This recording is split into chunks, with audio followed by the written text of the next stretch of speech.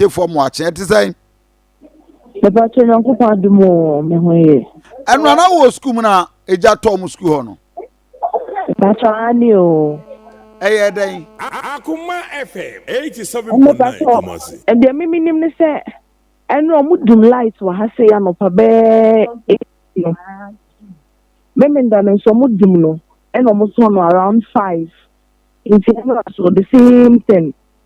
Inti about be 2 and the class say you could see adie. If you about 5 for light ne buy no. E hu ya ne se wom. Eja to hostel ni ma che se. Ye nyoma nyina si antimi amfa hwe. Ye certificate, ye forms, ye nyoma e de ba school nyina ye antimi amfa bibia.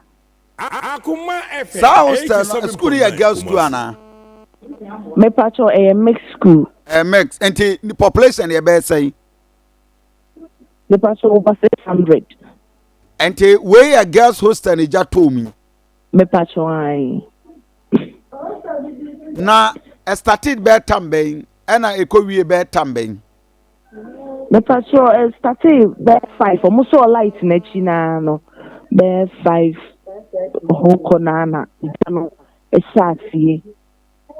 Na ese ya kodu anyum bo be 10 nyina na hu se eja no kakra e wo ma ye fire service phone so a o ma ma be 4 hours time e na o mo bae nso na sese nyoma ni nyina se o mo bae nso ma mfa nsuo bi amba o mo de o mo nsa ni o mo nan sa ne bae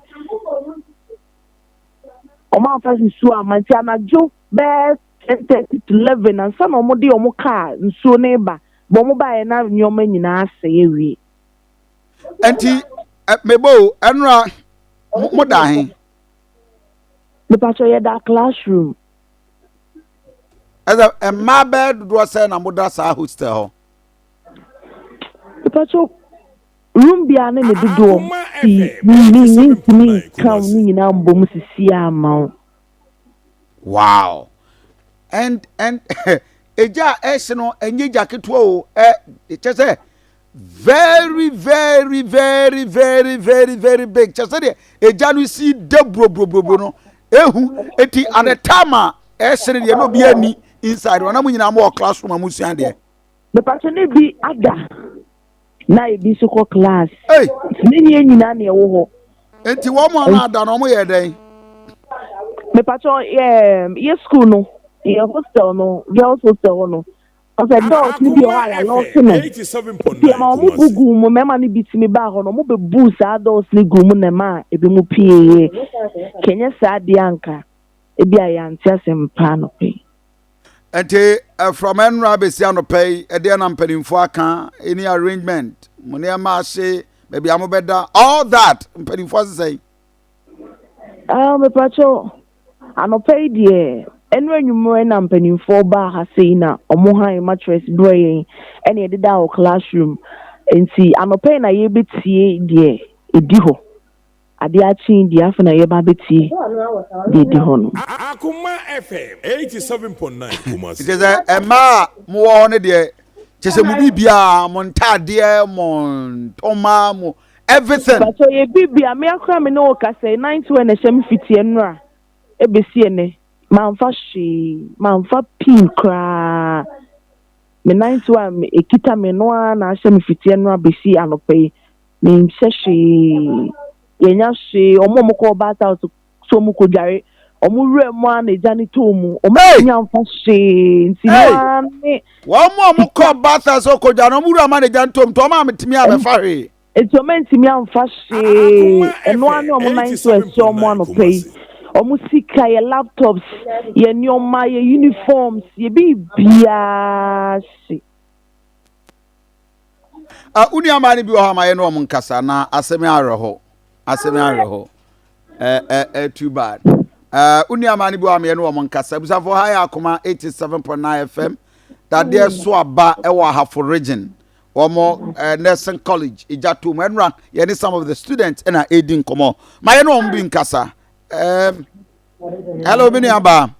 Hello. Na ofenie sesi ade tese Akoma ni. Akoma FM 87.9. Alibraba. Sesi amoye de ankasa. De na mo be ye mo ampanifo be ma ba fie abe reorganize anasa den Say na kasa de yenim de omo ba ye o.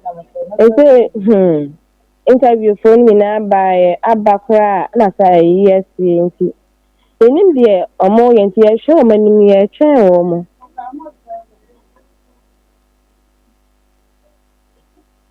o tie yen Arehoaba pa arehoaba. ayroho de aba ayroho de aba Yeah, Baba say they say nyina na ene Akoma machine. Na FM ka bi to masa amaye. 87.9 Kumasi. Ana go ba ko tra cha wi. hey Na bi twitwa hwe nyina na say obi won ma efie ni bi kakaka na ya na dem ade number school mu. Na nema nyina sa hye nti obaya dan no asa ba betena classroom asa si ade. Nkofo sika. okay Easy. atebo sebi afa no wa join there nia oba Facebook page said na hostel ni tie dada no and school ni nie and of course ejano said there asia shema na ye we showing the two videos our Facebook page our Akoma 87.9 FM na say bia na ba Kofi Asante a very very terrible na mu school so fe o Ani o efe na asem we dia no odin. Dum so na ha atwen. Dum so na ha atwen kire se eno alert na bae na ade na gi wom abra na ewo classroom na meeting cry madam ba kwa frɛ na e meeting di ehu ya na wom na e bae no enti ebi musika o mo ye mo ba mo ni wo school mu ho o musika apemfo nyina wo ho metem gina ho bi na mama tade sɛ Kumasi. abepema na no pay na obi na atade na hyeme nim de meye empo 5 cd mpo me de be lolo fe say memra fie kura me nibi anopa kura me hwe de medie ni nyina wo nyame ho ti ehoni a hostel enya sa mbacho an enipa mabro wo haneda sa eden ya ahyimu ni fa ba 100 de ebabro Be 400. College one kwa ya kwa be 400. E babu 400. Akoma FM 87.9 Kumasi. aba awraden come ho I think say yen pedinfo be kasa the health ministry and of course pedinfo bia e ka ho mo bia twa so amana maboa ne se de atorencha matroye pa sesi a obi beboa mo be na mu hia amuane de bebre de bedi de be nom de be hye ye boost ene certificate no kura na me de makoma ete wo ho certificate bra ha sene ha ye sei akwaya mpanyimfo be fa so mbetimi aboa na ka ye ho aya ha amaye because see sada me no waka no obi kura be 87.9 Kumasi. sa wa mastu ni bi mu kura nkofo de nyina ye loans ene de ye adwuma o de bra chekese book ba kokra beto kra ni easy enti no ma ha adwen no ma de no ma saya ma no ma ha adwen enti esra mo amfo mo ni mu de mo betimi de aboa ye ama na ye okay munyina soma me na me nkwa oma so haya Akoma 87.9 FM Dadiesoaba Nursing College and omoga hostel one of the hostels ejademu a ehye enra na yansa kan the district chief executive for Asutifi South Minia Robert senior amemo achemo akwa ba mra Akoma FM Kofi Asante ni bibi abakode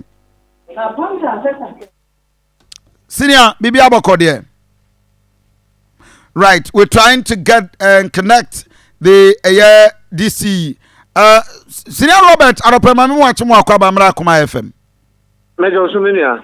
good Dadiesoaba Nursing College enra na ho breja resi down there who study Yeah. And about 5 o'clock. And I am in Jato.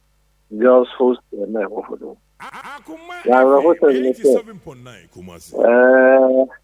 Host and you I a girl. Boys in it, baby. I have seen yeah. Every day we got someone who won't about. And one of the hostels, and it got me too. Saturday, Sunday, and I light off. The more bear fight, no almost saw like almost saw we are who the them crano or more left. Did you more answer Jana stuff here? Yes. Ma assess the damage and I say near Mahodwa Akoso because Mayane Kasa they appear to have a terrible situation. Ubuoka 19 and assassin and pay on BBS. Yeah, I'm sir, and after 9 o'clock, I mean, still the journey and completely. And I said, yeah, you know, say, I baby.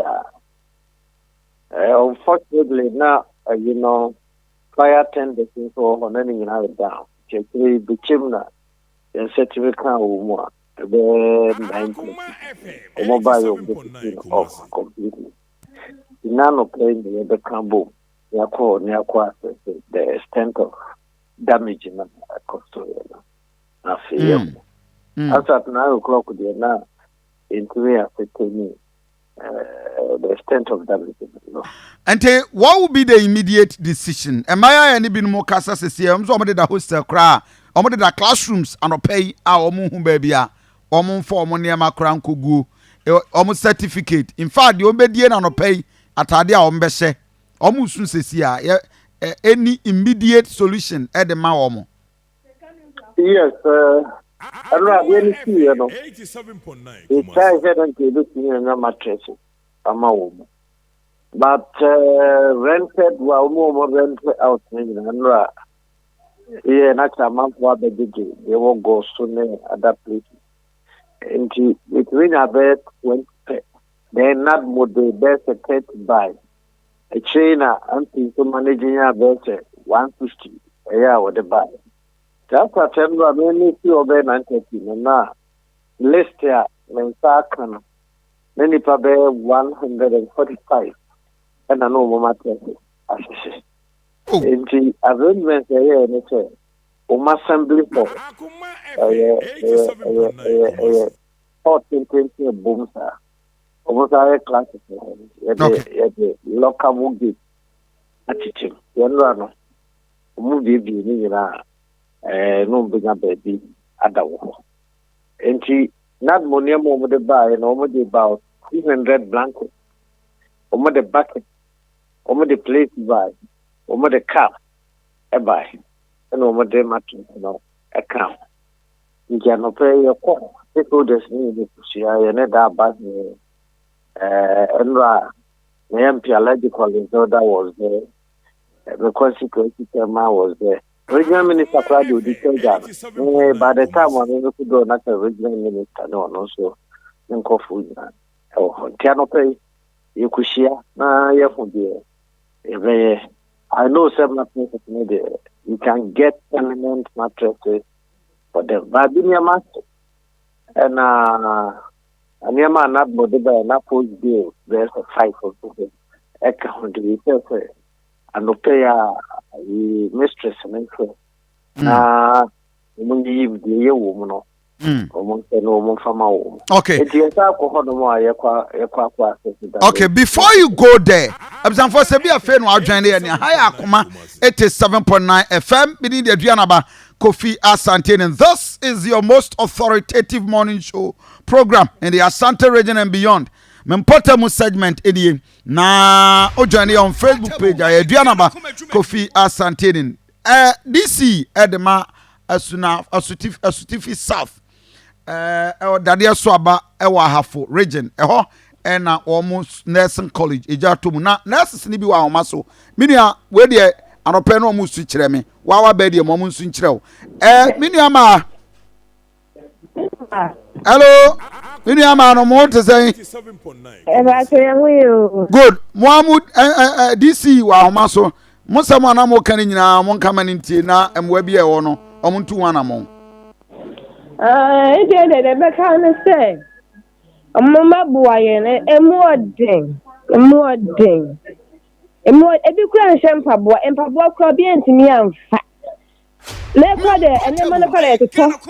I did a hen set, Except the documents na accession. Wow. No na munya mwa maye, munya mwa umpa maye so be so betimi aka documentation. Na enema na de uka say say abet man talk enema na. Church na de. Mesra omo a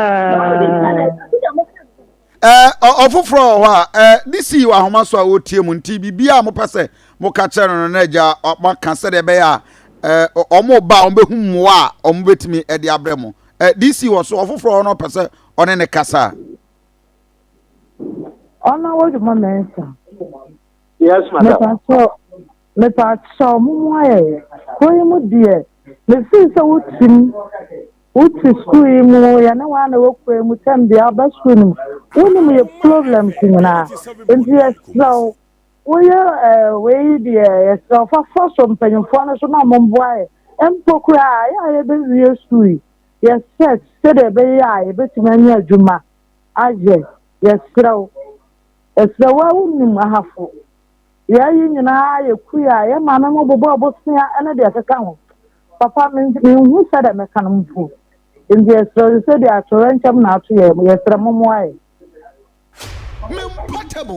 Miriam Robert Kofi.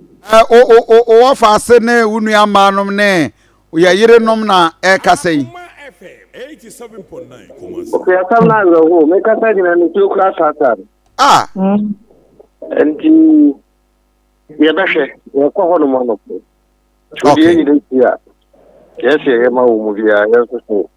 Ye behwe ni awa ma wo. Because on say nsuo no eguso to ntontom ne ba bi on beda a whole lot.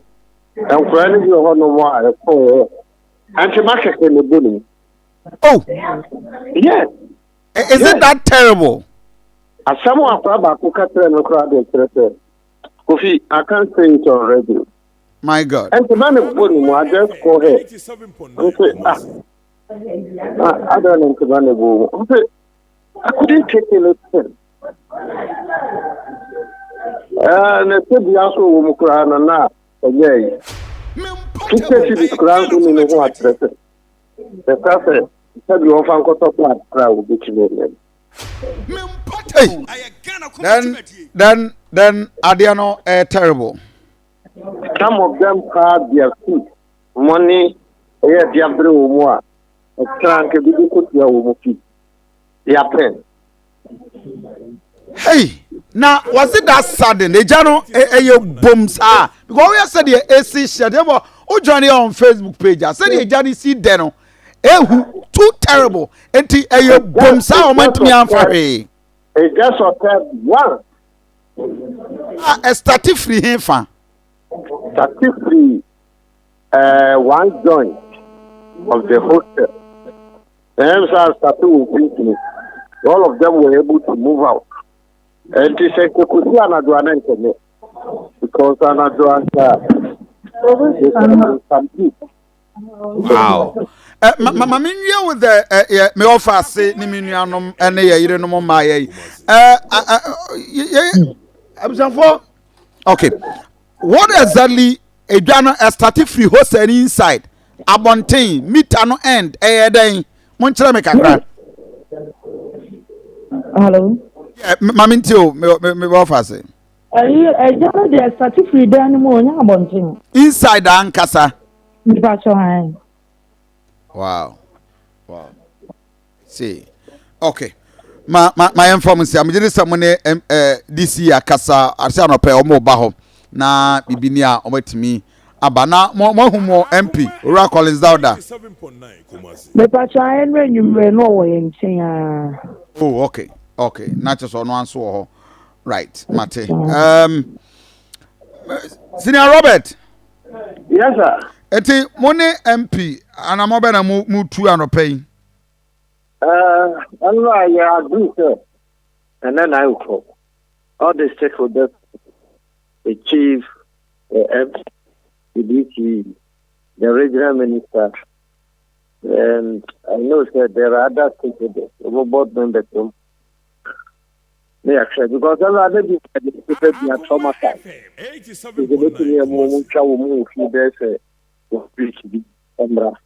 They don't know how that is going to affect them academically. And the contractor is able to do that motion near this person. If the minds come together, say more Monkofia, then we should do. Then still more, then do we get them permanent matters? We draw the everything, can we get some more money to support more we affected, more life on China? And these are the issues that are later could be so dormitory now, you could hide up another. You girls models to be honor. Some are suggesting a woman class to be from a woman for the winter. There are no lights there. And these are the issues, a lot of issues. Okay. Medawase, but what is the unia Francis the Kosi Wakamu Francis Kesu our MC at the Macrachi Easter. Akoma FM 87. Hello, Robert. On a class on a side, 40 region. Yeah, Dean 40 region, right? Yes. That means what in you? So you have to tell me, I'm in fact, I'm saying, see that way. See, Mama. Oh, and now, That is until what is saying? Yeah, Dean of MMBC for half. And the message, I know what they are two platforms. The 2 year there, our brother is no more. And it was around 9 o'clock. When we two fire scene, I called him, but I didn't ask for so many details.